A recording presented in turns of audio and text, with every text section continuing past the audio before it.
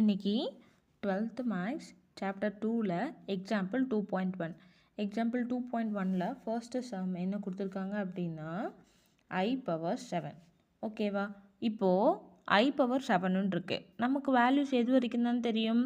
ஐயோட பவர் -4லேருந்து +4 வரைக்கும் தான் நமக்கு வேல்யூஸ் தெரியும். இப்போ I பவர் 7ன்னு போயிடுச்சா? அப்போது நான் என்ன பண்ணணும்? ஃபஸ்ட்டு ஸ்டெப்பு 7ஐ 4ஆல் டிவைட் பண்ணுவேன். இப்போ 1 4s are 4 ரிமைனிங் 7ல் 4 போயிடுச்சுன்னா எவ்வளோ வரும்? 3 வரும். அப்போது I பவர் 7ஐ நான் எப்படி எழுதலாம்? I பவர் 4 into 1 ப்ளஸ் இந்த ரிமைண்டர் 3 அப்படின்னு எழுதலாமா? இது இப்போ என்ன ஃபார்மேட்டில் இருக்குது? a power m plus n equal to a power m dot a power nன்னு சொல்லி நான் எழுதலாமா? அந்த ஃபார்மேட்டில் இருக்கா? I பவர் m ப்ளஸ் nன்ற ஃபார்மேட்டில் இருக்குது. அப்போ நான் இதை எப்படி ஸ்ப்ளிட் பண்ணலாம்? I power 4 cross 1 dot I power 3ன்னு சொல்லி மாற்றலாம். டாட்னா ஒன்றும் இல்லை, மல்டிபிகேஷன். இப்போது இது எப்படி இருக்குது?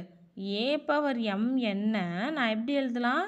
a power m the whole power nன்னு எழுதலாம்.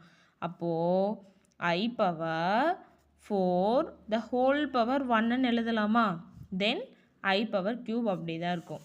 நமக்கு I பவர் 4ஓட வேல்யூ என்னன்னு தெரியும்ல? I பவர் 4ஓட வேல்யூ என்னது? 1. I பவர் 4ஓட வேல்யூ 1. I பவர் 3ஓட வேல்யூ என்னது? -i. எடுத்துகிட்டு வந்து சப்ஸ்டியூட் பண்ணலாமா? I பவர் 4ஓட வேல்யூ 1. I பவர் 3ஓட வேல்யூ என்னது? -i. 1 into -i என்ன கிடைக்கும்? -i. புரியுதுங்களா?